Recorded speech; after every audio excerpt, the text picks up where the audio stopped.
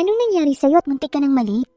Bungad ni Doris kay Elaine pagkapasok niya sa trabaho bilang waitress sa isang restaurant. Napangisi si Elaine habang tinatali ang buhok. Alam mo na ate, may inasikaso lang akong isa ko pang sideline. Alam mo namang hindi madatong yung person kaya todo kayod sa buhay. Saad niya dito. Naku, baka naman nakipag-meet up ka lang dun sa AFAM na nakamatch mo sa Bumble ah. Mapaglarong sabi pa ni Doris. Napailing agad si Elaine at naparolyo ang mga mata. Hindi ako natuloy doon at buti na lang hindi. Kasi na-discover ko agad na poser yun nung binigay niya sa akin yung social media accounts niya. Akala siguro niya maiisahan niya ako. Hindi ako bunak no para hindi mahalata yun. Disappointed na sagot niya. Natawa na lang si Doris sa reaksyon ni Elaine. Bakit kasi mas gusto mo sa AFAM? Ayaw mo ba ng Pinoy na lang? Siguro type mo sila kasi malaki yung ano nila no. Natatawang tanong nito. Hindi na rin maiwasang matawa ni Elaine. Sira? Hindi kaya. Pero medyo true. Sagot niya kaya napahagalpak silang dalawa ng tawa sa loob ng locker. Tama ka dyan girl. Deserve mo naman yan. Sa alindog mong yan, hindi dapat na mag-settle ka sa, alam mo na, nakangising saad ni Doris. Pero kidding aside, alam mo, ang isa sa mga dahilan kung bakit mas gusto ko sa AFAM, kasi gusto kong makaahon sa buhay.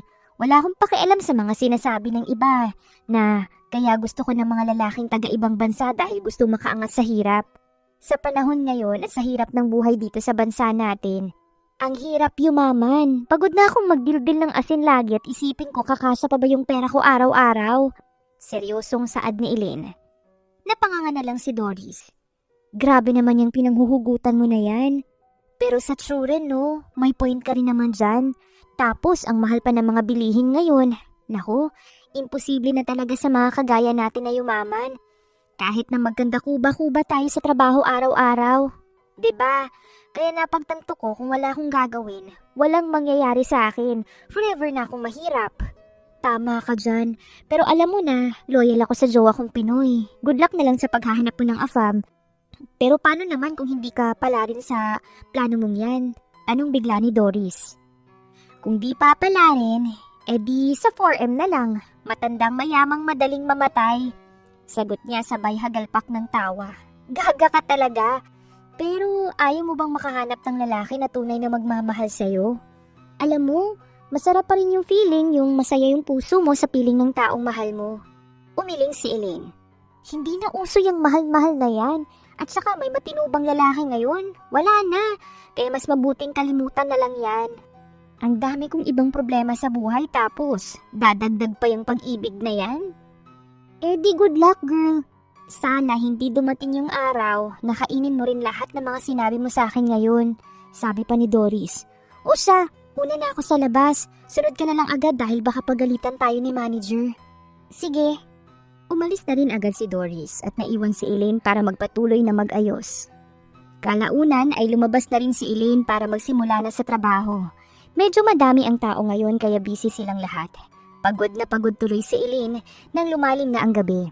Nang mag-out na siya, niyaya siyang sumabay ni Doris sa kanya para sabay na silang umuwi. Ang kaso nahiya si Elaine dahil kasama nito ang nobyo nito. May mga dumadaan pa namang jeep kaya kampante pa si Elaine. Papalabas na siya at hindi kalayuan ay nakita niya ang pamilyar na tindig ng lalaki na nakasandal sa tricycle nito. Hindi pwedeng hindi mo mapansin ang lalaki dahil matangkad ito at halatang may dugong banyaga. Pinagtitinginan tuloy ito ng mga ilang babaeng dumaraan.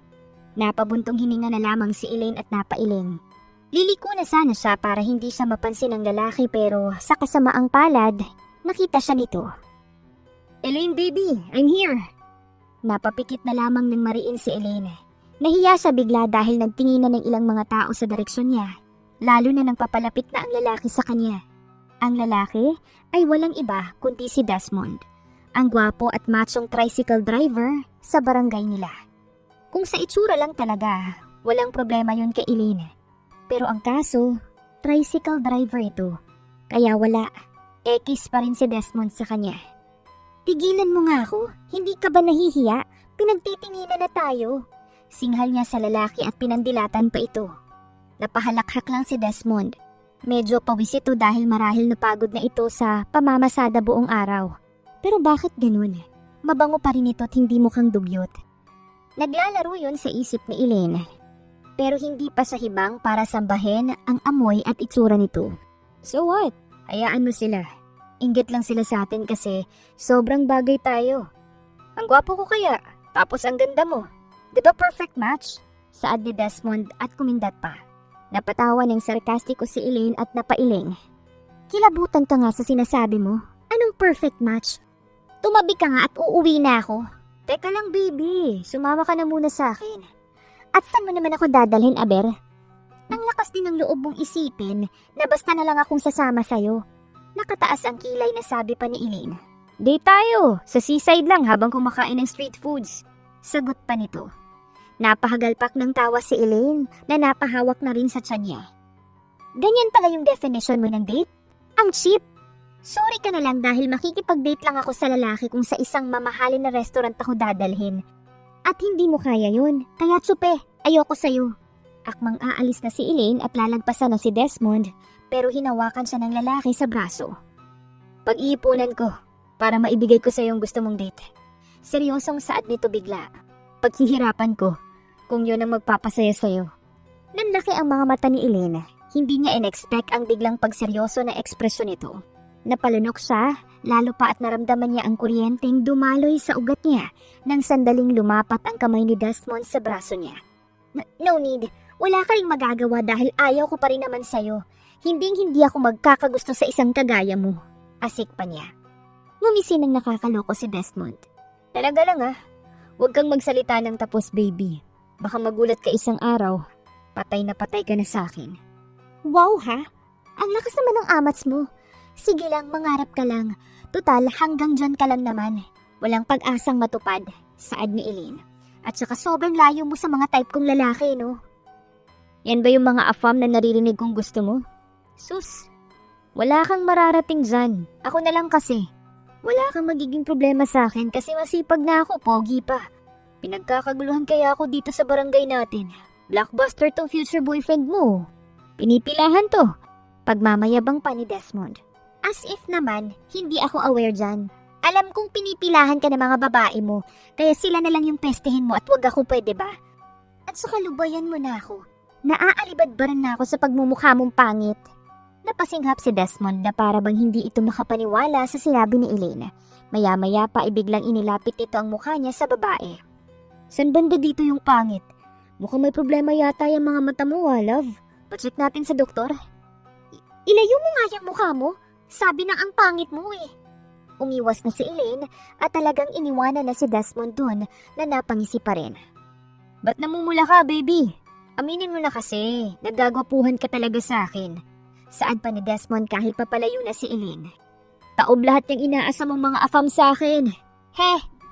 Habang naglalakad si Elaine, hindi na niya nakita pa ang batong nakaharap sa harapan niya. Dahil sa pagmamadaling makatakas kay Desmond. Kaya ayun, lumagapak siya sa semento. Nakakahiya dahil ang daming mga nakakita na dumaraan. Namula sa hiya si Elaine at hindi pa natatapos ton dahil rinig niya ang pagpipigil ng tawa ni Desmond mula sa likuran niya. Binalingan niya ito at sinamaan ng tingin. Huwag kang mag-alala, baby. Kahit clumsy ka, mahal pa rin kita. Natatawang saad nito bago sa lapitan at tinignan kung saan nasaktan si Elaine. Pero seryoso, ilan ang mga nahuli mong palaka? Aray! Pwede ba? Tulungan mo na lang akong tumayo. Hindi mo ba nakikita na may sugat ako sa tuhod? Oh, sobrang sakit ba? Kawawa naman yung baby ko. Gusto mo i-kiss ko? Nakakalokong saad pa ni Desmond. Ang dami mong sinasabi. Ialis mo na lang ako dito. Okay, nahihiya ka na ba? Ayos lang yan. Hindi ka naman nila kilala eh. Ano ba? Napahalakhak si Desmond. Naririndi na tuloy si Elaine dahil mukhang pinaglalaruan lang siya ng lalaki. Mas dumarami tuloy ang nakatingin sa kanila. Kung hindi lang masakit ang tuhod niya, sinipa na niya ito. Sabihin mo na muna. Please baby, ialis mo na ako dito. Ikaw na ang pinakagwapo sa paningin ko. Malokong sabi ulit ni Desmond. Hindi ako nakikipagbiruan. Well, hindi rin ako nakikipagbiruan. Ano na? Naghihintay ako, baby. Sige na. Mas lalong madami yung titingin sa atin dito. I don't mind. Fine! Napilitang saad pa ni Elaine. Fine? Payag ka? Sige na, nakikinig ako. Namungay ang mga mata nito kaya napaiwas ng tingin si Elaine. Please baby, ialis mo na ako dito. Halos pabulong na sabi ni Elaine. Ikaw ang pinaka... Ano? Hindi ko marinig. Pakilakasan. Pagdedemand pa nito. Ikaw ang pinakagwapo sa paningin ko. Ayan, happy? Bulalas ni Elaine. Okay, chill. Eto na baby. Iaalis na kita dito. Maya-maya pa ibigla siyang kinarga ni Desmond kaya napayakap si Elaine sa leeg nito. Ito na naman siya, napapasinghot sa bango nito na tila ang sarap sa ilong. Pero hindi rin naman siya sigurado kung may pabango ito dahil halatang galing ito sa pamamasada. Baka naman maubos yung amoy ko dyan pero ayos lang, ikaw naman yan. Saad ni Desmond bigla sabay tingin kay Elaine at napangisi pa. Feeling mo naman, hindi kita inaamoy Tsaka ang baho mo kaya, amoy pawis. Pagsisinungaling ni Elaine. Oh, ganun ba baby? Pasensya na, hindi pa ako nakakaligo. Nito, napaiwas na lang ng tingin si Elaine dahil mas narinig na niya ang sariling tibok ng puso dahil sa closeness nila ni Desmond ngayon. Narating na nila ang tricycle ni Desmond at dahan-dahan nang ibinaba siya ni Desmond sa loob. Hindi na lang umimik si Elaine dahil bakit ganon? Bakit parang bumibilis ang tibok ng puso niya bigla? May sakit ba siya sa puso? Ihatid mo na lang ako sa bahay ko. Ang dami mo pang sinasabi dyan. Kunwaring masungit na saad ni Elaine kahit na hindi pa makalma ang puso niya. Masusunod rin ako. Nakangising sagot ulit ni Desmond. Hinatid na siya nito sa bahay niya at hindi sinasadyang nakatulog na rin siya sa loob ng tricycle nito dahil sa pagod sa trabaho. Nang nagising siya, ay umaga na at nasa bahay na siya. Nag-inat si Elaine at napansin na iba yung damit niya. Pilit niyang inaalala ang nangyari kagabi at napagtantong si Desmond ang huli niyang kasama. Ibig sabihin, siyang nagpalit sa akin? Namumulang saad ni Elaine sa sarili. Namilog na lang ang mga mata niya. Nakita niya ang... Hindi na niya matapos ang sinabi niya dahil nahiya siya bigla. Sa katotohanang nakita nga ni Desmond ang katawan niyang never pang nakita ni Numan. Sigaw na lang niya. Sa isang iglap lang ay may pumasok na lalaki sa kwarto niya na nasa isip niya lang kanina, si Desmond. At topless ito at tanging apron lang ang suot. Mukhang galing ito sa kusina niya at nakialam na doon. Nasaan yung magnanakaw? Nasaan? Bulalas ni Desmond. Binato ni Elaine ng unan si Desmond. Ikaw yung magnanakaw. Nagnakaw ka ng tingin sa katawan ko kagabi, ha? Namilog ang mga mata ni Desmond. Hindi, baby. I swear, kahit natukso ko, hindi ko magagawa yun sa'yo nang walang consent mo. Nagpatulong ako kay Aling Magda. Tukoy nito sa kapitbahay ni Elaine na matandang byuda. Siguraduhin mo lang dahil kapag nalaman ko lang na nagsisinungaling ka, sinamaan niya ng tingin ang lalaki. Hindi, Pexman. Itinaas pa nito ang kaliwang kamay. Hindi na lang umimik pa si Elaine tungkol doon dahil sa totoo lang ay na-distract na siya sa katawan ni Desmond. Ayaw man niyang aminin pero ang hot nito sa ayos nito ngayon. Kahit natatakpan ng apron ng katawan nito, alam ni Elaine na may abs talaga siya dahil batak din sa trabaho. Bukod kasi sa pamamasada ay nagko-construction din minsan ito kaya medyo mamula-mula ang maputi nitong balat. Oy, natahimik ka dyan. Ang hot ko ba? Aminin mo na baby, hindi naman ako magrereklamo. Kasi sa'yo lang naman yung katawan ko. Mapang-asar na sabi ni Desmond at flenex pa yung muscles. He, anong hot dyan? Puro taba naman, masungit na sabi ni Elaine. Taba?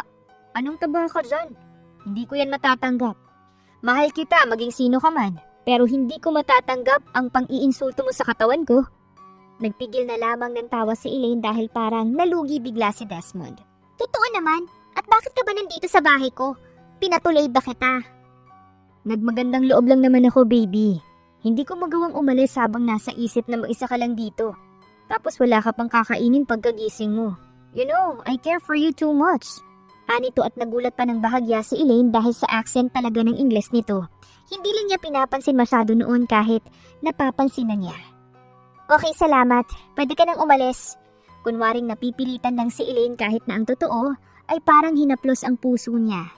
Dahil hindi siya sanay na may nag-aalaga sa kanya. Sanay siyang mag-isa lagi. Pero ito si Desmond.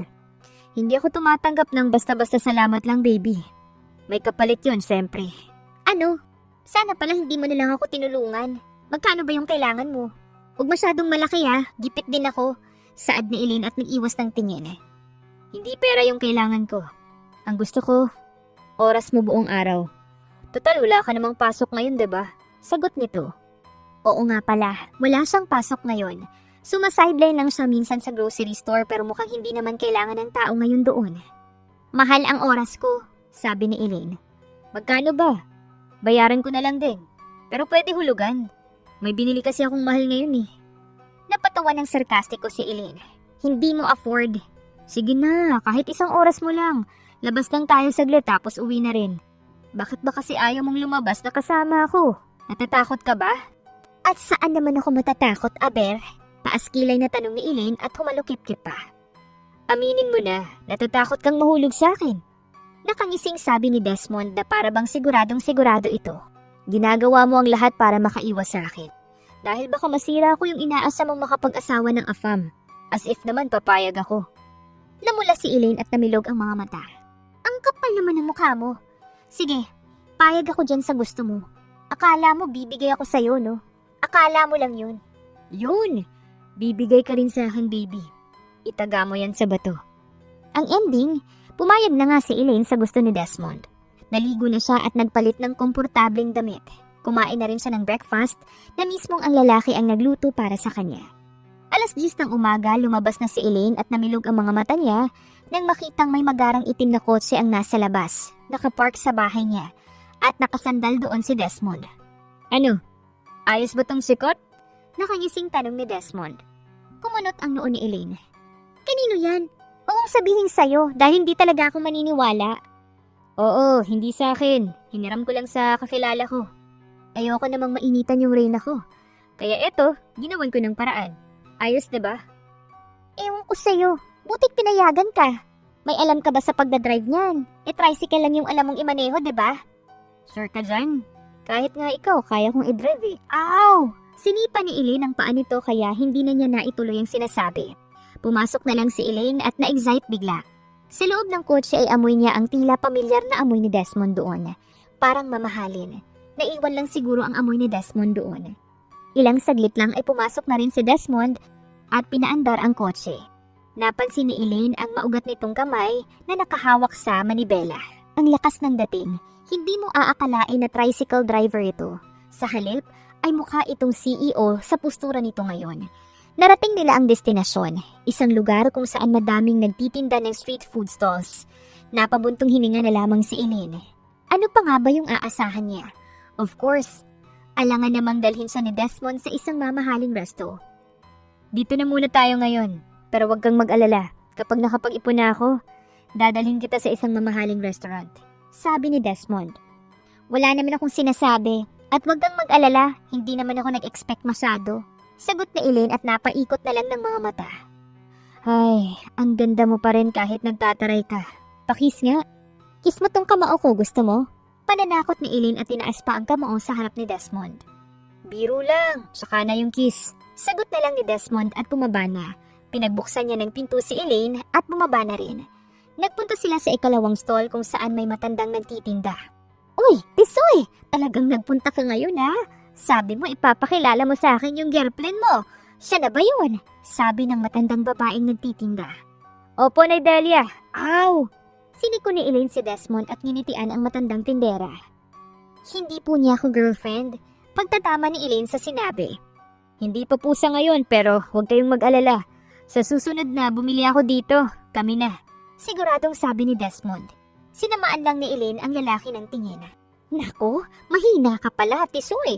Pagbutihin mo yan at baka mapunta pa tong si ganda sa iba. Sabi ng matanda ulit. Kahit hindi mo sabihin ay, talagang pagbubutihin ko. Hindi pwedeng mapunta to sa iba. Akin na to. Magugunaw muna yung mundo bago to mapunta sa iba. Napailing na lamang si Elaine at kumuha ng pagkain niya. Hindi na niya pinansin pa ang mga patotsada ng lalaki. Dahil natakam na rin naman na siya. Nagutom siya bigla kaya sinimulan na niya ang pagkain ng street foods. Hindi na niya rin pinansin ang tingin sa kanya ni Desmond bigla. Naiinitan ka ba? Tanong bigla ni Desmond at sinikop ang buhok niyang humaharap sa gilid ng buhok niya. Napaiwas ng tingin si Elaine dahil doon at para bang nahirapang lunukin yung kinakain. Hindi naman, sagot niya. Liar, pinagpapawisan ka. Halakhak ni Desmond at maya-maya ay tinali yung buhok niya. Ayun na naman ang pagririgodo ng puso ni Elaine na hindi niya maipaliwanag ang dahilan. Pilit niyang isinawalang bahala yun dahil nade-distract siya sa pagiging caring sa kanya ni Desmond. Kinuha kasi nito ang isang pamaypay ni Nidelia at pinaypayan siya para hindi siya mainitan. Nang matapos silang kumain ay nag-ikot lamang sila sa mall. Para magpalamig, naglaro din sila sa arcade na parang bata. Hindi man aminin ni Elaine ay nag-enjoy siya. Hindi niya naranasan ang mga ito nung bata pa siya dahil maaga siyang namulat sa hirap ng buhay. Kumain na rin sila sa food court at lumabas nang medyo gumabi na. "Seaside muna tayo?" tanong bigla ni Desmond. Tumango si Elaine bilang sagot. Hindi nga niya alam kung bakit pumayag pa siya. Dapat nagpilit na siyang umuwi. Pero ewan ba niya, may nagtulak sa parte sa isipan niya na gusto niyang sumama kay Desmond. Nakahanap sila ng pwesto na malayo sa maraming tao. Pero maganda pa rin yung view. Kitang-kita ang paglubog ng araw sa pwesto nila ngayon. Ang ganda ng sunset. Pero alam mo, may mas maganda akong alam. Saad bigla ni Desmond nang makaupo na sila. "Ano naman?" "Hindi ano, kundi sino." "Ikaw." Sagot nito. Napaiwas ng tingin si Elaine dahil naramdaman niya ang pag-iinit ng pisngi niya. "Alam kong maganda ako. As if naman hindi ako aware dyan, no?" "Oo nga. Sa sobrang ganda, nabihag mo yung puso ko." Saad pa ni Desmond kaya pakiramdam ni Elaine, hindi na makalma ang loob niya. Kailan pa siya hindi mapakali sa mga patatsyada sa kanya ni Desmond? Bakit ganito ang nagiging reaksyon niya ngayon? "Uy, kinikilig siya." "Anong kinikilig ka dyan? Baka naman kinikilabutan. Nakakasuka yung mga pinagsasasabi mo," mataray na sabi ni Elaine. "Okay, sabi mo eh." Nangingiting sabi na lamang ni Desmond at binaling na ang tingin sa sunset. Tahimik sila sa mga nagdaang minuto hanggang sa hindi inaasahan na humangin bigla kaya napuwing si Elaine at napahawak sa mga mata. "Aw!" daing niya. "Hala, napano ka?" May pag-aalalang tanong ni Desmond. "Napuwing ka? Akin na, hihipan ko. Baka mamatay ka dyan, hindi ako papayag." "Oy," nasabi pa nito. Hindi mapigilan ni Elaine ang pagtawa dahil doon. Nakalimutan niya bigla ang puwing sa mga mata at napatawa ng malakas. "Sira ka talaga?" Bulalas niya. Hindi na niya napansin ang pagtitig sa kanya ng matagal ni Desmond. Ilang segundo bago siya natauhan. Nagtama ang mga mata nila bigla. Seryoso silang pareho hanggang sa hindi na nila namalayan pa ang paglapit ng mga mukha nila. Naglapat ang kanilang mga labi. At hindi in-expect ni Elaine ang sarili na susuklian niya ang halik ni Desmond. Ang sarap sa pakiramdam, hindi lang dahil matamis ang labi ni Desmond, kundi dahil sa magandang pakiramdam na dulot nun sa kanyang tiyan. Pakiramdam niya, kinikiliti siya na hindi na niya mapigilang mapapikit. Matapos nun ay unti-unti silang lumayo pero pareha silang may kislap sa mga mata. "Uwi na tayo, baby." Saad ni Desmond bigla sabay marahang haplos sa mukha ni Elaine. "Sige." Namumulang sabi ni Elaine at napaiwas ulit ng tingin. Goodness, bakit ba niya hinahayaan tong mangyari sa kanya? Really? Talagang nagpahalik siya sa lalaki. Inalalayan siya ni Desmond na tumayo bago sila magkahawak kamay na bumalik sa kung saan nakapark ang kotse na hiniram ng lalaki. Buong durasyon ng biyahe ay hindi binitawan ni Desmond ang kamay niya. Tsaka lang sila nagkahiwalay nang marating na nila ang bahay ni Elaine. "Sana nag-enjoy ka ngayong araw. Hindi man nangyari yung pinangarap mong date kasama ako kasi walang budget eh." Saad ni Desmond at napakamot ng likod ng ulo. "Pero hayaan mo, matutupad yun next time." "Ewan ko sa'yo, una na nga ako." Kunyaring mataray ulit na sabi ni Elaine. "Sige, see you when I see you. Salamat at pumayag ka ngayon. Sobrang saya ko ngayon." May kislap sa matang sabi ni Desmond, sabay kuha ng kamay ni Elaine at hinalikan yun. Tumango lang si Elaine at kinuha ang kamay niya. Nang nakapasok sa loob ng bahay niya ay napasapo na lang siya sa puso niya. Hindi pa rin yun makalma. At habang napasandal siya sa likod ng pintuan niya, ay may na-realize siya bigla. Hindi pwede, Elaine. Hindi pwedeng mahulog ka sa kanya. Hindi, gutom lang to. Wala kang gusto sa lalaking yun. Pangungumbinsi niya sa sarili sabay sapo sa sariling noo. Sa mga sumunod na araw, hindi talaga makapaniwala si Elaine sa sariling realisasyon. Pilit niyang iniwasan si Desmond sa mga sumunod na araw. Sumabay na siya kay Doris at nobyo nito para hindi sila magkaabutan ni Desmond sa tuwing umuuwi siya sa gabi. Girl, sabay ka ba sa amin ulit ngayon? Tanong ni Doris. Oo sana. Pwede ba? Oo naman, ano ka ba? Pero napapansin ko lang kasi, yung Fafa na laging naghihintay sa'yo lagi. Nakausap ko siya one time. Kawawa lang kasi, ilang oras na siyang naghihintay dun sa labas sa'yo. Hayaan mo siya. Napaiwas na tingin si Elena. May gusto yun sa'yo, no? Ang pogi nun, girl. Hindi mo na dapat sinasayang yung grasa. Natatawang saad ni Doris. Hindi ko sa type. Labas sa ilong na sabi ni Elaine. Talaga lang ha. Porsigido ka pa rin sa type mong afam ha. Naku, pag tinamaan ka talaga dyan, hindi mangyayari yan. Ngumisi lang si Doris pero halatang hindi kumbinsido. Natuloy pa rin ang pag-iwas ni Elaine kay Desmond sa sumunod na araw. Pero sa kabila ng desisyon, hindi maiwasan ni Elaine ang maawa sa tuwing nakikita niya sa labas si Desmond na naghihintay sa wala. Isinawalang bahala na lamang niya yon at mas nag-focus sa trabaho. Elaine, punta ka daw sa table number 3. May naghahanap sa yung guest doon. Sabi bigla ng isa sa mga kasamahan nila. Oo, wait lang, saad ni Elaine dahil katatapos lang niyang magpunas ng isang table. Mabilis siyang kumilos at nagpunta sa table number 3. Sir, may kailangan po kayo sa akin? Tanong agad ni Elaine. Nang tumingin ang lalaki ay kumunot ang noo ni Elaine. Pamilyar ang lalaki pero hindi na niya gaanong mamukhaan. Gwapo ang lalaki at halatang may pinag-aralan. Ikaw nga, Elaine. Sabi na nga be, tama ako. Sabi ng lalaki. Kilala niyo po ako? Of course, I won't forget the same girl who made me fall so hard in this lifetime. Nakakasakit naman sa loob. Nakalimutan mo na ako. Napakamot sa likod ng ulo ang lalaki. I'm Sofronio. Nanlaki ang mga mata ni Elaine at hindi na napigilan ang mapasinghap. Ikaw na ba talaga yan? Wow! Mukhang big time ka na ah! Biro niya. Hindi naman. Nakahanap lang ng maayos na trabaho. I am now working at a big construction company. Engineer na ako dun. Naks naman! Ang totoo niyan, matagal kitang hinanap, Elaine. Pag-amin bigla ni Sofronio sa seryosong tono.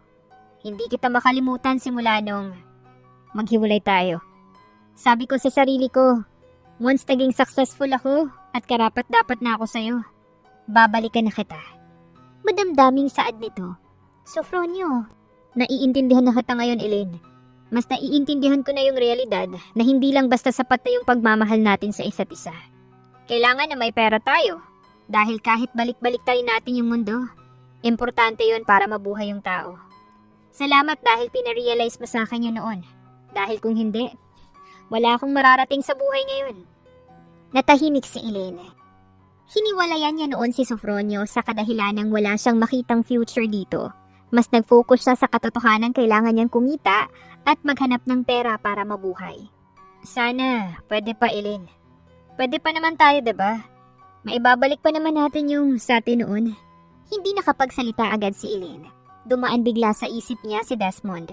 Hindi niya alam kung bakit pero pakiramdam niya kahit wala siyang ginagawang masama. Nasaktan niya ang lalaki. At malakas ang bumulong sa isip niya na tanggihan si Sofronio. Kahit may sinabi na ito sa buhay. Ano bang nangyayari sa kanya? Hindi ba dapat masaya siya? Dapat maging practical siya. Kay Sofronio hindi na problema yung future niya. Makakaahon siya sa kahirapan gaya ng gusto niya. Kaya bakit gusto niyang tumanggi?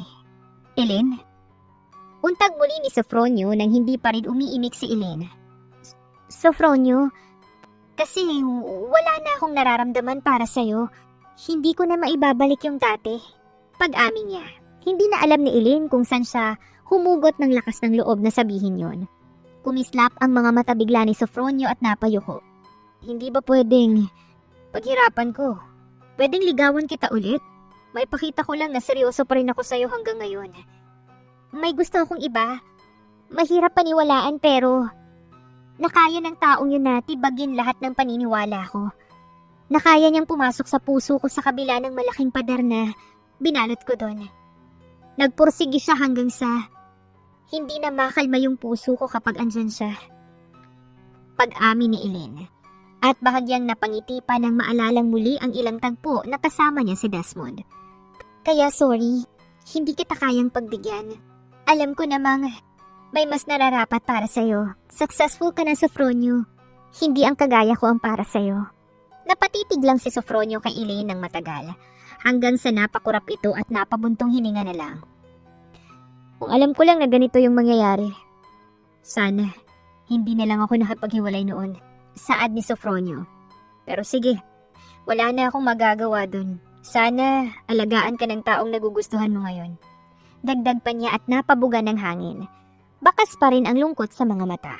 Kahit papano ay gumaan naman ang loob ni Elaine sa kabila ng naging usapan nila ni Sofronio. Nag-insist pa ang lalaki na ihahatid siya nang uwian na ni Elaine. Pumayag na lamang din siya. Total, huli na yon. Isinakay siya ng lalaki sa kotse nito.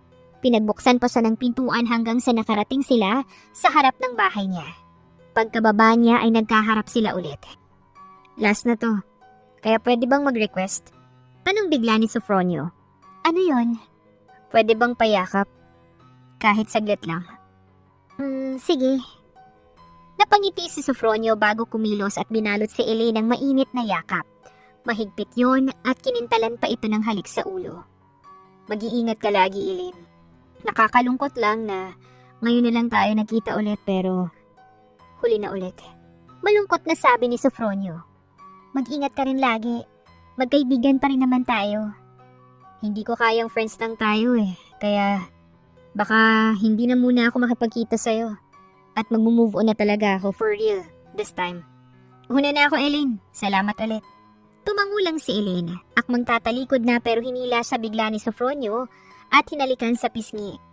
Pero kung nasa ibang anggulo, parang labi nitong hinalikan ito kung may makakakita man sa kanila ngayon. Last na yun. Goodbye, Elaine. Hindi na sumagot pa si Elaine nang lumayo na si Sofronio. Wala siyang naramdaman sa halik ng lalaki. Hindi kagaya ng halik na pinagsaluhan nila ni Desmond. Mas naging kumbinsido tuloy si Elaine na may gusto na nga siya kay Desmond. Nang makaalis na si Sofronio ay naglakad na siya papasok sa bahay niya. Pero hindi niya inaasahan ang lalaking nakatayo sa harapan noon na hindi niya napansin kanina. Desmond? Isang mapait na ngiti ang gumuhit sa labi ni Desmond. Halatang halata ang panlulumo sa ekspresyon nito kahit pinipilit nitong labanan yun sa pamamagitan ng pekengisi. Akala ko may pag-asa na tayo. Wala pala. Holats pa rin talaga ako. Saad ni Desmond at naiiling pa. Sa bagay, tricycle driver lang naman ako. Anong laban ko dun Halatang mayaman yun Desmond, hindi. Bago pa niya matapos ang sasabihin, nabitawan na ni Desmond ang dala nitong bulaklak at mamahaling chocolate. At isang box na unang tingin pa lang ay alam mo na agad na isa yung mamahaling alahas. Napasinghap si Elaine doon. Gusto niyang mag-explain kay Desmond pero na-overwhelm siya sa mga bagay niyang dala at hindi na namalayan pa ang pag-alis nito sa harapan niya. Sumikip ang dibdib niya sa kaisipang pinaghandaan niyo ni Desmond at pinag-ipunan para sa kanya. Tapos nasaktan niya lang ito.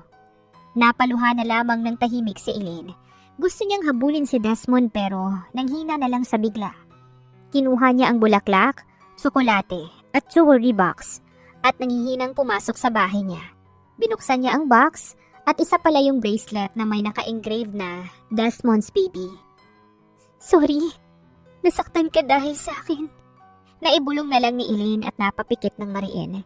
Hindi niya gustong saktan si Desmond. Handa na siyang bigyan ng chance ang lalaki pero hindi nangyari dahil mali ang nakita nitong kasama niya si Sofronio. Pero di bali na lang. Naisip na Elaine na bukas din ay susuyuin niya ito. Siya naman ngayon ang maghahabol sa lalaki. Subalit nang lumusa kinabukasan. Nagpunta agad si Elaine sa bahay ni Desmond at natagpo ang walang tao doon. Hindi niya alam kung bakit pero kinabahan siya bigla. Neng, hanap po ba si Desmond? Napabaling bigla si Elaine sa nagsalita at nakita ang isang matandang lalaki na kasamahan ni Desmond sa pamamasada. Kaagad tumango si Elaine. Opo, nakita niyo po ba siya? Oo, pero huling kita ko sa kanya kaninang madaling araw pa Parang sinundusan ng lalaking naka-Amerikana. Tapos sumakay sila ng magarang kotse. Sagot nito. Po? Alam niyo po ba kung saan pupunta? Hindi naman ako lumapit kanina dahil parang nagmamadali sila. Sige po, salamat. Bumalik na lamang si Elaine at nahiwagaan bigla. Naisip niya kung saan ba posibleng nagpunta ang lalaki. Ilang araw din niyang iniisip yon pero wala siyang makuhang balita. Napapadaan na rin siya sa bahay ni Desmond pero Wala namang tao lagi doon. Namimiss niya tuloy ang kakulitan ng lalaki. Napabuntong hininga na lamang si Elaine bago napatingin sa cellphone niya. Napapascroll na lang siya sa social media app niya na buhay pa pala dahil ilang araw niyang hindi binibisita. Madaming shots doon mula sa mga afam na nakilala niya sa dating apps pero ngayon lang siya nawalan ng gana. Paano? Sa Desmond na lang talaga ang laman ng puso at isip niya. Habang nagsascroll siya, isang balita ang nakapukaw sa pansin niya. Binasa niya ang article na yon. The heir of the Velasquez Group of Companies has been finally revealed. It has been confirmed by the former chairman that moving forward, his son will take the lead as the new CEO of their company.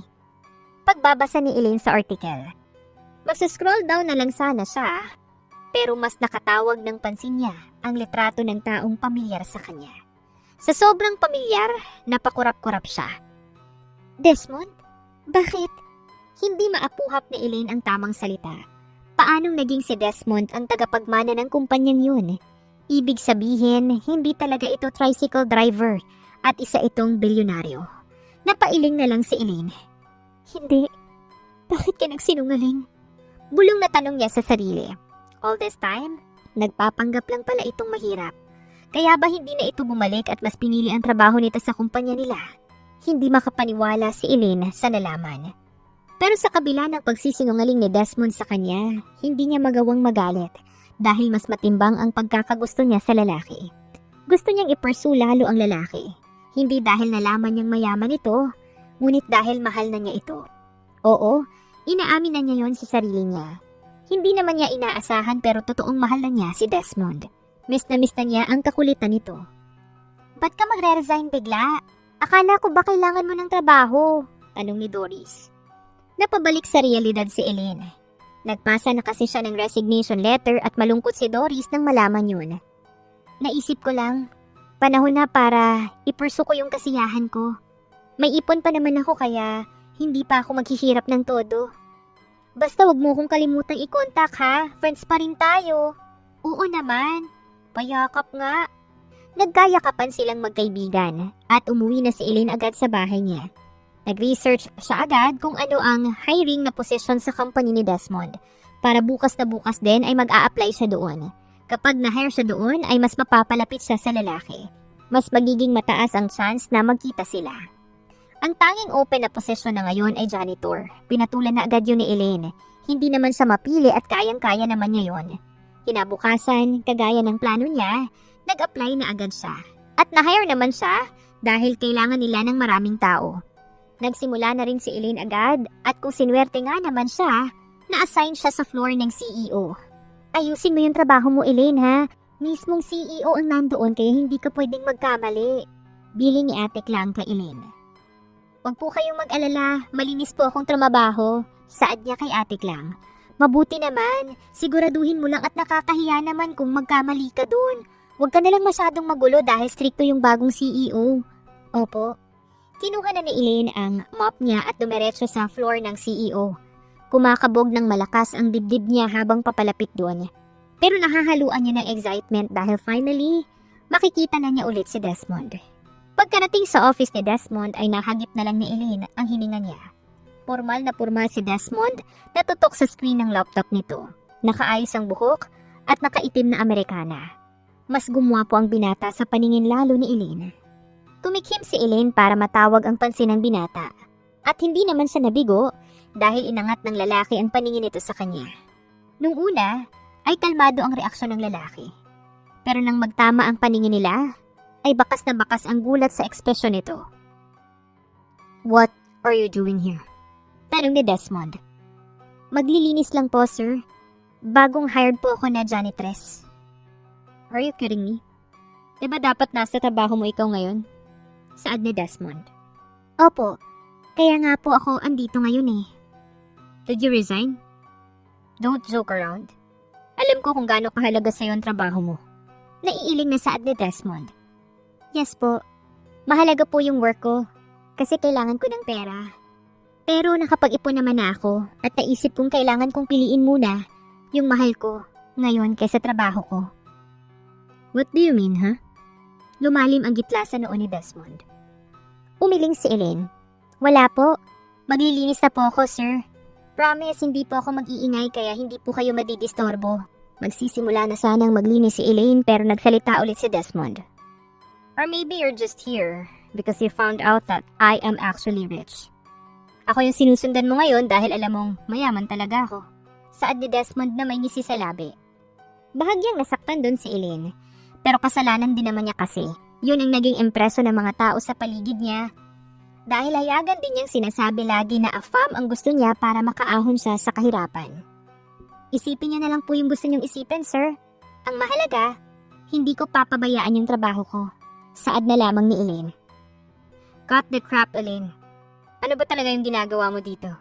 Tanong ni Desmond at umigting pa ang panga.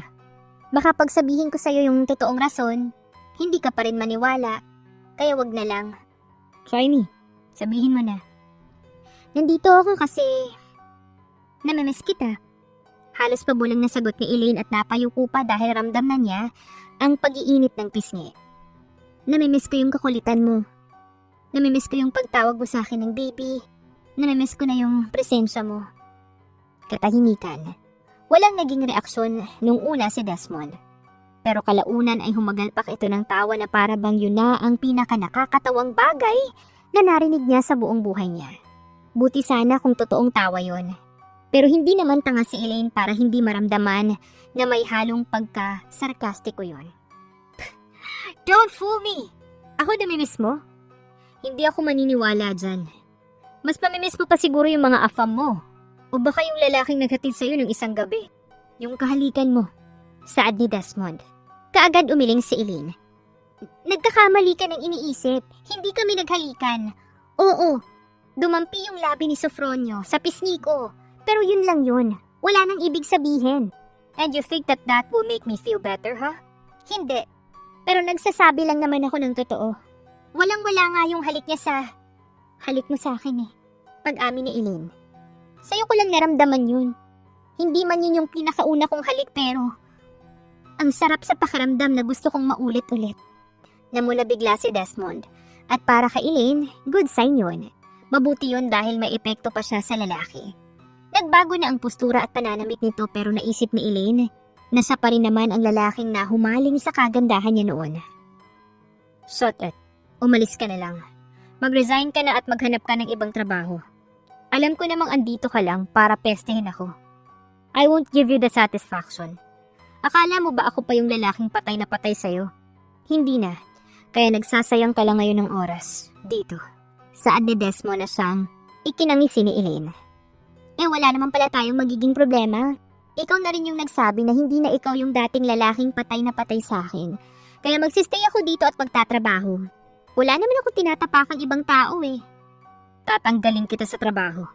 Pananakot pa ni Desmond. I am the CEO, so I have all the rights to fire you. Ngumuso si Elaine pero ngumisi din. Hindi mo gagawin yan dahil hindi ikaw yung tipo ng taong gagamitin yung kapangyarihan para sa pansariling rason. Hindi ka ganun. Umigting ang panga ni Desmond dahil nadali siya ni Elaine doon. Pero kalaunan ay bumuntong hininga. Whatever you say. But don't expect too much. Do what you want to do, but I already warned you. Hindi mo na ako basta-bastang makukuha at mapapaluhod ulit sa'yo. Huwag kang mag-alala, Desmond. Sir, ako naman yung maghahabol sa'yo. Magpapakipot ka lang dyan. Bibigay ka lang din sa akin. Hindi na sumagot pa si Desmond at naiiling na lang habang pinagpapatuloy ang ginagawa sa laptop. Kinabukasan ay naisip ni Elaine na ipagluto ng lunch si Desmond. Nagluto siya ng adobo. Sigurado siyang magugustuhan nito ni Desmond dahil favorite niya yon. Ayon na rin sa kasamahan niya sa toda nung nagpapasada pa siya. Ang ganda naman ng ngiti mo ngayon. Ano, kumusta naman yung paglilinis sa floor ng CEO? Pogi niya, no? Saad ni Ate Klang kay Elaine. Nang makita siya nito sa locker nila na malawak ang ngiti habang inaayos ang pagkakapak ng lunchbox na dadalhin niya mamaya kay Desmond. Oo, pogi siya. Makalaglag panty. Huy, nagdanasa ka ba kay sir? Hindi porket maganda ka, Elaine, papatulan ka na nun. Bali-balita pa naman na may naliling sa kanyang sikat na model ngayong kakaupo pa lang niya bilang CEO sa kumpanya. Model? Kumunot ang noong tanong ni Elaine. Oo, hindi mo alam. Pero rumor lang naman daw yun. Pero huwag ka nang umasa masyado dun kay sir. Masyadong mataas yun. Hindi sa minamaliit ko yung trabaho natin pero janitress lang tayo. Hindi kagaya natin yung papatulan ni sir. Malay mo naman, 'di ba? Sabi pa naman nila, kapag may tiyaga, may nilaga. Basta, bahala ka. Binalaan na kita ha. Baka dumugo yung puso mo dun. Pumatol ka na lang sa ka-level natin para walang problema. Umiling agad si Elaine. Hindi na lang sa sumagot pa at hindi na pinansin pa ang pangaral sa kanya ni Ate Klang. Nag-ready na lang siya sa pagpunta sa floor ng CEO para maglinis, bit-bit ang cleaning tools niya, pati na rin ang paper bag kung saan nakalagay ang lunch na ibibigay niya kay Desmond mamaya. Pagkarating niya doon, as usual, busy na naman si Desmond at nakaharap sa laptop. "Good morning, sir!" Pati ni Elaine sa energetic na tono. Hindi naman sumagot si Desmond at tinapunan lang siya ng malamig na tingin. Hindi naman natinag doon si Elaine at lumapit sa table ng binata at nilabas ang hinanda niyang pagkain para dito. "Naparami po yung luto ko ng pagkain, sir. Baka gusto niyo? Adobo yan. Favorite niyo. Niluto ko yan ng may kasamang pagmamahal." Saad ni Elaine. "Lalabas ako mamaya at doon na rin ako kakain. You should have not bothered cooking for me." "Ayos lang. Okay lang mag-lunch ka sa labas later. Pero pwede mo naman itong iuwi na lang. Hindi naman ito mapapanis eh." "But, Desmond!" Pareha silang napatigil sa babaeng biglang dumating. Halatang yayamanin ang babae dahil sa mamahaling dress at alahas nitong suot. Maganda rin ang postura nito. Wala tuloy sa sariling napatingin si Elaine sa suot. Wala namang masama sa suot niyang uniform sa mga janitor at janitress pero nanliit siya bigla sa kanyang sarili. Halatang mayaman kasi ang babae. "What are you doing here, Stacy?" Tanong agad ni Desmond sa babae. Dumukwang ang babaeng nagngangalang Stacy at humalik sa pisngi ni Desmond. Napakuyom naman tuloy ng kamao si Elaine doon. Nakakapanselos naman pero naalala niya, wala pala siyang karapatan. "I went out with some of my friends and I remembered you. I bought you food to eat. For your lunch? That's a steak. I'm sure you would love that since I bought it from a high-class restaurant." Sagot pa ni Stacy. Nagpalipat-lipat bigla ang tingin ni Desmond kina Elaine at Stacy. Para bang hindi nito alam ang sasabihin, pero bigla itong tumikhim. "Thank you. Hindi ka na sana nag-abala pa. I know you're busy too." Sagot pa ni Desmond. "Hindi ka naman disturbo sa sked ko. You know that. I'll always find some time for you." "Wait, what's that smell? Ang baho naman. Yan ba yun?" Tinuro ni Stacy ang adobo na dala ni Elena. "That looks... ew!" "Stacy!"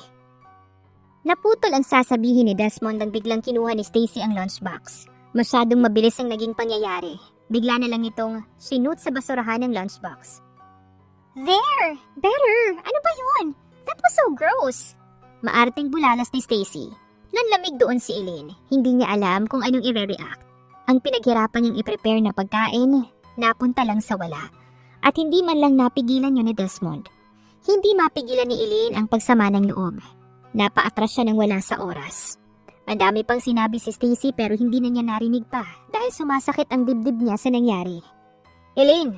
Tawag ni Desmond sa pangalan niya pero umatras na si Elaine bago tuluyang tumalikod. Hanggang sa tumakbo na sa papalayo, nasaktan siya doon. Kaya bago pa makita ni Desmond ang reaksyon niya, minabuti niyang umalis na lang. Hindi na niya inisip pa ang tungkol sa trabahong naiwan dahil for sure naman, nag-e-enjoy na si Desmond sa steak nito at hindi na maiisip pa ang paglilinis ng office niya. O baka nga may iba na siyang steak na kinakain ngayon. Bulong niya sa sarili na siyang naging sanhi ng pag-iinit ng gilid ng mga mata niya. Maiiyak na siya sa galit. Papunta na sana siya sa restroom pero may biglang tumawag sa pangalan niya. Napalingon siya at kumunot ang noo nang mapagtantong si Sofronio yun. Sofronio?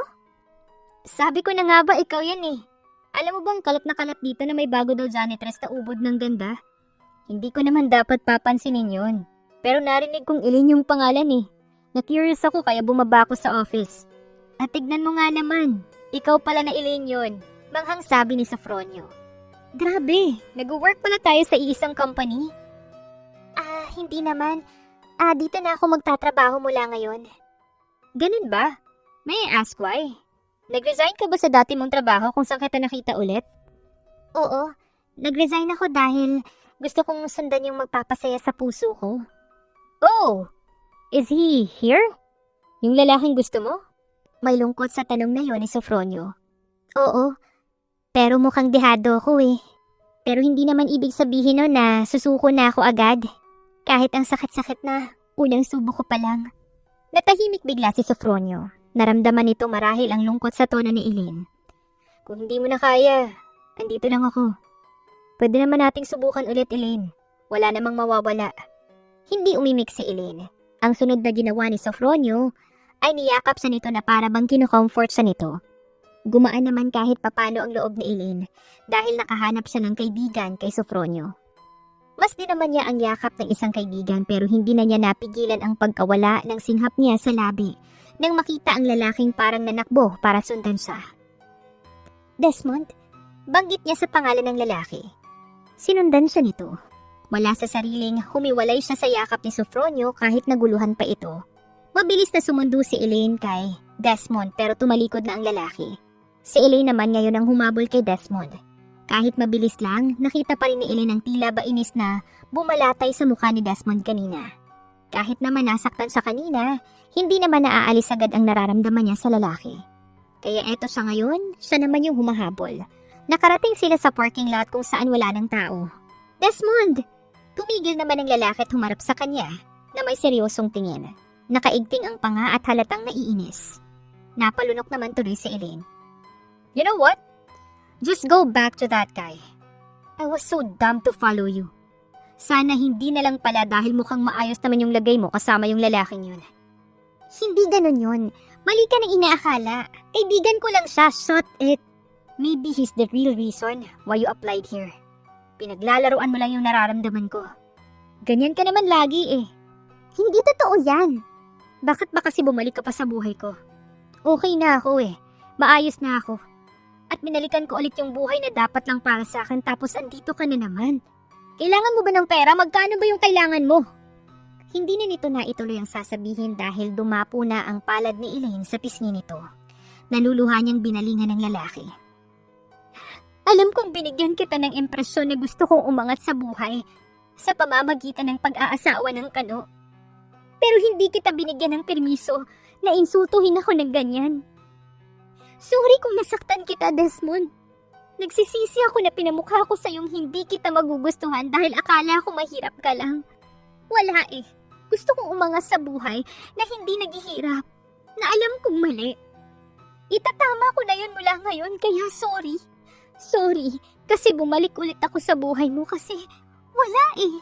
Tinibag mo lahat ng paniniwala ko sa buhay. Mahal na kita, Desmond. Bakas na bakas ang gulat sa mga mata ni Desmond nang marinig yon kay Elaine. Pero hindi pa rin ito umimik at nanatiling nakatitig sa lalaki. Mahal na kita nung hindi ko pa alam na mayaman ka. Mahal na kita kahit alam kong tricycle driver ka pa lang sa barangay. Hindi ko lang maamin sa sarili ko kasi bakit naman ako magkakagusto sa lalaking never ko nakita ang sarili kong magugustuhan ko? Nakafocus lang ako sa sarili kong umangat nun sa buhay eh. Natawa si Elaine ng bahagya at mabilis na pinunasan ng pisngi dahil sa umaagos niyang luha. Pero, kung nakakagambala na ako sa'yo, sige, hahayaan na kita. Sana sumaya ka. Hindi na hinintay pa ni Elaine ang sasabihin ni Desmond dahil tumalikod na siya ng tuluyan at umalis doon. Narinig pa niyang tinawag sa nito pero hindi na siya lumingon. Umuwi siyang dumudugo ang puso at iyak ng iyak. Ganito pala ang feeling ng broken-hearted. Mas masakit pa kaysa sa kaisipang hindi mo na mabibili ang mga kapritsyo mo sa buhay. Parang binibiyak ang puso niya lalo sa sakit. Itinulog na lang ni Elaine ang sakit sa dibdib at hindi na nag-abala pa na magpalit. Nagising na lang siya nang marinig niya na para bang may kumakatok sa pintuan niya. Elaine, baby! Nagising bigla ang diwa ni Elaine doon. Kumunot ang kanyang noo. Totoo ba ang naririnig niya? Si Desmond ba yun? Pero bakit naman babalik dito ang lalaki? Napailing tuloy si Elaine at bumalik muli sa pagkakahiga. Hindi yun pupunta dito. Nananaginip ka lang, Elaine. Bulong ni Elaine sa sarili at pumikit muli para bumalik sa pagtulog. Elaine, baby, buksan mo tong pinto, please, mag-usap tayo. Napamulat ulit si Elaine. This time, mas malakas na kasi yung katok sa labas kaya napabangon ulit si Elaine sa kama para pagbuksan ang taong nasa labas. Nagulat siya nang makitang si Desmond ngayon. Thank God, binuksan mo rin. Bulalas ng lalaki. Pinanatili ni Elaine na malamig ang ekspresyon niya. Ang pagkakaintindi ko pa naman sa huling usapan natin, hindi na dapat ako bumalik sa buhay mo. Pero bakit ikaw na naman yung nandito ngayon? Malamig na saad niya sa lalaki. Look, I don't want us to argue again. Can we fix this? Napagtanto ko lang, hindi ko pala kaya. Hindi ko kayang ganito tayo. O yung malayo ko sa'yo. Ang totoo niyan, nagtatapang-tapangan lang naman ako. Nakaya ko pero ang totoo, miss na talaga kita. Halos pabulong na sabi nito na siyang kinagulat ni Elaine. Pero hindi naman siya bibigay agad. Kunyari ay inis pa rin siya dito at tumaas pa ang kilay niya. Hindi ka ba natatakot na baka perahan lang kita? Goal ko pa namang umangat sa buhay. Nakangising saad ni Elaine. Kahit ubusin mo pa lahat ng pera ko, wala na akong pakialam. Wala lang din namang silbi lahat ng to kung hindi kita makakasama. Alam mo bang nakaya kong pagtiisan lahat ng yun noon dahil andyan ka? Ikaw ang rason kung bakit ako nakatagal sa simpleng buhay. Oo nga pala, hindi lang ako yung maetaso dito, no? Ikaw din. Nagsinungaling ka sa totoo mong pagkatao. CEO ka pala ng kumpanya. I'm sorry about that. Naglayas ako nun sa bahay namin dahil gusto kong patunayan sa pamilya ko na kaya ko, na walang suporta nila. Kaya ako napadpa dito. Nung una, nahirapan ako pero kalaunan, yun pala ang pinakamagandang desisyon ko sa buhay. Dahil nakilala kita. Pilit namang hindi nagpapa-apekto si Elaine at kunyari ay nagtataray pa rin. Hindi ka ba natatakot na ubusin ko lang yung pera mo kapag naging tayo? Sabi ka kong yumaman. Baka hindi mo kayanin. Pananakot niya. Eh di ubusin mo, baby. Magtatrabaho na lang ako ng maayos para magkapera lagi. Masisipagan ko pa para sa future natin. At sa mga magiging anak natin. Anak ka dyan? Nahihiyang saad ni Elaine. Anong mali doon? Sa'yo ko lang naman nakikita yung future ko. Oo na, pakipot ako nung una na magkita tayo ulit sa office. Pero masisisi mo ba ako? Nakita kitang may kasamang ibang lalaki. Nasaktan ako ng sobra. Lalo pa nung hayaan mo siyang halikan ka niya. Kaibigan ko nga lang siya. Bakit bang kulit mo? Kahit ano pa yan. Hindi ko lang talaga mapigilan. Anong magagawa ko? Patay na patay ako sa'yo kahit anong pagpapanggap ko. Sus, patay na patay ha? Eh mukhang nag-enjoy ka nga kasama yung Stacy na yun eh. Mukhang yayamanin yun at bagay na bagay kayo. Mapait ang wikang saad niya. Yun ba yung model na nalileng sa'yo? Kayo na lang, mas okay pa. Ikaw nga yung mahal ko. Walang magagawa ang kung sino man para pigilan yung nararamdaman ko para sa'yo. Ikaw lang noon pa man. Talaga? Totoo ba yan? Oo, promise. Cross my heart. Sige nga, kung totoo yan, pakasalan mo nga ako ngayon. Hamon ni Elaine sa mapagbirong tono. Sumeryoso lalo ang ekspresyon ni Desmond. Are you sure about that? Joke lang. Seryoso mo bigla eh. Sige. Anong sige ka dyan? Let's go and get married. I can pull some strings. May kakilala din akong judge na makakatulong sa pag-process ng mga papeles natin. Alam mo, mahal kita pero seryoso. Nagjo-joke lang naman ako eh. Sorry, pero hindi mo na ako pwedeng biruin pagdating sa ganyan. And besides, mahal natin yung isa't isa. We have all the means to start our family. Civil wedding muna sa ngayon and later on, we can do a church wedding. Pag-iipunan natin yun. Nanubig bigla ang mga mata ni Elaine at napahampas sa dibdib ni Desmond. Palibhasa kasi alam mo kung paano ako kukunin eh. Nasaan mo na yung singsing? Gumisi si Desmond. Huwag mo akong hinahamon, baby. Sus, anong hamon-hamon ka dyan? Alangan namang magpapakasal tayong walang singsing. Ang yaman-yaman mo nga tapos. Hindi na naituloy ni Elaine ang sasabihin dahil lumuhod bigla si Desmond sa harapan niya at may kinuha sa bulsa ng pants niya. Nilabas niya ang box ng singsing doon at binuksan sa harapan ni Elaine. Bumungad kay Elaine ng isang diamond ring na nangingislap kaya hindi na niya napigilan pa ang mapasinghap. Bakit meron kanyan? Takang tanong ni Elaine. Dala ko to lagi simula pa nun. Matagal ko tong pinag-ipunan. Though hindi ko lang nakuha ang pera sa pinambili sa pagta-tricycle driver. Nakaipon ako dahil sa ilang investments ko nung umalis ako sa bahay namin. Napagtanto kong kailangan ko maging prepared. Kaya eto, may singsing agad. Ikaw lang yung babaeng nakikita ko na papakasalan ko in the future kaya... Elaine, will you marry me? Pumatak ang mga luha na kanina pa pinipigilan ni Elaine. Naiyak siya sa harapan ni Desmond. Yes! Oo! Papakasalan kita! Bulalas ni Elaine. Kung kanina ay sobrang sakit ng puso niya, Ngayon naman ay sobrang saya. Para siyang nakalutang sa alapaap sa sobrang saya. Lumawak ang ngiti ni Desmond at sinuot kay Elaine ang singsing. Dinampian niya rin ng isang halik ang kamay ni Elaine bago tumayo. Kalaunan ay hinalikan ni Desmond ang labi ni Elaine. Nagsalo sila sa isang matamis na halik hanggang sa naputol yon nang makarinig sila ng hiyawan. Napatingin sila sa labas at nakitang nandoon pala ang mga kasamahan ni Desmond noon sa toda na halatang kanina pa nanonood. Naks naman, natupad na rin sa wakas yung pangarap ni Desmond. Papakasalan na siya ni Elaine. Tama, hindi na siya iiyak sa inuman at magrereklamo na hindi pa rin siya magawang magustuhan ni Elaine. Oo nga, dahil pinaalala mo yan, isasend ko kay Elaine yung video niya. Nagtawanan silang lahat at napuno ng kansaw sa paligid. Namula na lang si Desmond nang tinignan siya ni Elaine na may mapang-asar na ngisi sa labi. Panoorin ko nga yun, asar pa ni Elaine. Napakamot na lamang si Desmond sa likod ng ulo. Oo na patay na ako sa'yo. Tara na nga, magpakasal na. Binalingan niya ang mga dating katoda.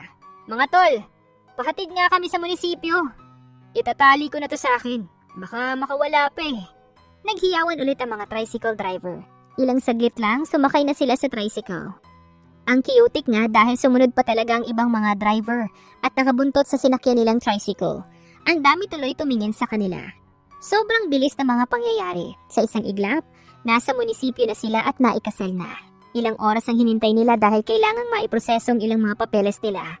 Mabilis nga dahil pinagana talaga ni Desmond ang koneksyon niya. By Mrs. Velasquez. Bulong ni Desmond bago sa dinampian ng halik sa labi. Ang mga witness nila ay ang mga katoda ni Desmond at sobrang saya ng lahat. Hindi man planado ang kasal pero yun na ang pinakamagandang araw sa buhay ni Elaine. Hindi na maalis ang ngiti niya sa labi. Ang pakasalan si Desmond ang isang pinakamaganda ring desisyon sa buhay niya. Dahil naging mabuting asawa sa kanya ang lalaki at nabigyan pa sila ng supling. Hay, hindi pa rin ako makapaniwala na akin ka na talaga. Parang kailan lang sobrang sungit mo sa akin. Pero okay lang. Sa pagtataray mo naman ako nakuha lalo. Saad ni Desmond ang mapag-isa sila sa kama at napatulog na ang baby nila. Baliw na baliw ka sa kagandahan ko eh. Sagot naman ni Elaine at ngumisi din. Oo, sa sobrang baliw. Gusto kong sundan na ulit yung panganay natin. Pinalo naman ni Elaine ang braso ni Desmond nang pumulupot ito sa bewang niya. Ikaw talaga? Pero sige, humagikik si Elaine. At ilang saglit lang, napuno na ng ungol ang kwarto nila.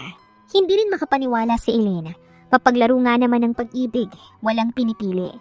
Kaya naman hindi niya ina-expect na si Desmond pala ang para sa kanya.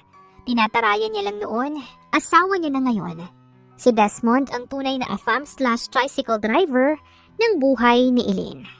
At dito na nga nagtatapos ang kanilang kwento. Naway nagustuhan po ninyo ang kwentong aming hatid sa inyo. At muli po ay maraming salamat sa inyong walang sawang pagsuporta at pakikinig. Hanggang sa susunod, abangan pa rin po ang mga kwentong puno ng aral, pagmamahal at inspirasyon. Siyempre, dito pa rin po yan sa inyong inaabangang Dear Siren. Và hoạt động để lưu trữ sức chú ý và có ý thức cho các nhiệm vụ trọng yếu nhất.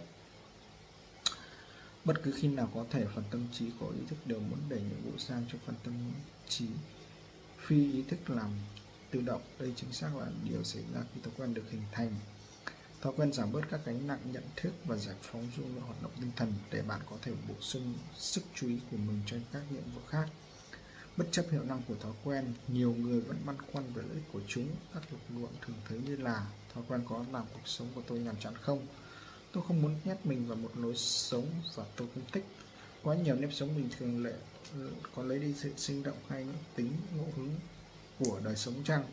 Hiếm khi những thắc mắc như vậy tạo ra một thế lưỡng phân giải hiệu chúng, khiến bạn nghĩ rằng bạn phải chọn giữa hai thứ: tạo lập thói quen và đạt được tự do. Trong khi đó thực tế là hai thứ này đi cùng nhau. Thói quen không hạn chế tự do, thậm chí còn tạo ra sự tự do. Thực tế là những người không kiểm soát được thói quen.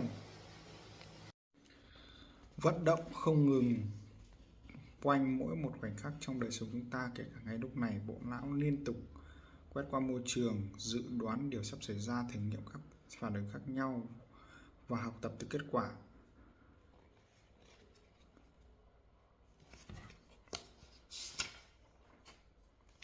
Pha vấn đề, tín hiệu: bạn thức dậy, cơn thèm muốn, bạn muốn tỉnh táo, phản hồi, bạn uống cà phê. Giải pháp: phần thưởng, bạn thỏa mãn mong muốn được tỉnh táo, uống cà phê dần dần liên kết với việc thức dậy. Pha tín hiệu: bạn ngửi thấy hương thơm từ một cửa hàng bánh đa nut khi đi bộ trên đường chỗ làm. Pha vấn đề: bạn bắt đầu thèm donut. Pha giải pháp: bạn muốn cái bánh để ăn. Pha phần thưởng: bạn thỏa mãn mong muốn được ăn một cánh bánh donut. Mua donut dần dần liên kết hành vi đi bộ trên con đường gần chỗ làm. Pha vấn đề: tín hiệu: bạn đụng vào một tảng đá to trong dự án đang làm. Cơn thèm muốn: bạn bị mắc kẹt và muốn giải tỏa bực bội. Giải pháp: phản hồi là bạn rút điện thoại ra và lên mạng xã hội. Phần thưởng: bạn thỏa mãn được cảm thấy xoa dịu. Lên mạng xã hội dần dần liên kết tình huống mắc kẹt trong công việc. Tín hiệu: bạn bước vào một căn phòng tối. Thèm muốn: bạn nhìn thấy mọi vật thật. Phản hồi: bạn bật công tắc đèn. Phần thưởng: bạn thỏa mãn mong muốn được thấy. Bật công tắc dần dần liên kết với trạng thái trong phòng tối. 4 nguyên tắc thay đổi hành vi. Trong chương tiếp theo chúng ta sẽ xem xét cách 4 giai đoạn: tín hiệu, cơn thèm muốn, phản hồi, phần thưởng, ảnh hưởng. Như mọi thứ chúng ta lặp đi lặp lại nhiều lần như thế nào. Nhưng trước đó chúng ta cần biết biến 4 bước này thành một bộ khung thực tiễn để ứng dụng thiết kế nên các thói quen có lợi cũng như xóa bỏ các thói quen bất lợi. Tôi gọi bộ khung này là nguyên tắc thay đổi hành vi và nó cung cấp một bộ nguyên tắc đơn giản cho ta hình thành thói quen tốt và bỏ đi thói quen xấu. Bạn có thể xem mỗi nguyên tắc như nguồn gạt tác động lên hành vi con người. Khi cần gạt đã vào vị trí, tạo thói quen tốt trở nên rất dễ dàng, còn khi sai vị trí thì gần như là bất khả thi. Nguyên tắc cách tạo ra thói quen tốt. Nguyên tắc 1: khiến nó rõ ràng. Nguyên tắc 2: khiến nó hấp dẫn. Nguyên tắc số 3: khiến nó dễ dàng. Và nguyên tắc 4: khiến nó tạo ra cảm giác. Chúng ta có thể đảo ngược các nguyên tắc này vào việc xóa bỏ thói quen bất lợi. Ít nhất tạm thời thì phần thưởng trao cho ta cảm giác hài lòng và dịu cơn thèm muốn. Thứ nhì, phần thưởng dạy ta biết hành động như thế nào thì đáng ghi nhớ trong tương lai. Não bạn là một máy dò phần thưởng. Khi bạn bước ra đời, hệ thần kinh cảm giác của bạn liên tục dò tìm xem hành động nào sẽ thỏa mãn các khát vọng và đem tới niềm vui. Các thích thú và thất vọng là một phần của cơ chế phản hồi giúp não bạn phân biệt được hành vi hữu dụng và hành vi vô ích. Phần thưởng có vai trò kết thúc vòng lặp phản hồi và hoàn tất một chu kỳ thói quen. Nếu một hành vi cho thấy nó không đủ hiệu dụng trong bất kỳ bước nào của 4 giai đoạn, nó sẽ không trở thành một thói quen. Loại bỏ đi tín hiệu thì thói quen của bạn không bao giờ bắt đầu hình thành. Giảm bớt cơn thèm muốn, bạn không bao giờ có đủ động lực để hành động. Hoặc làm cho hành vi trở nên khó khăn thì bạn không thể thực hiện nó được.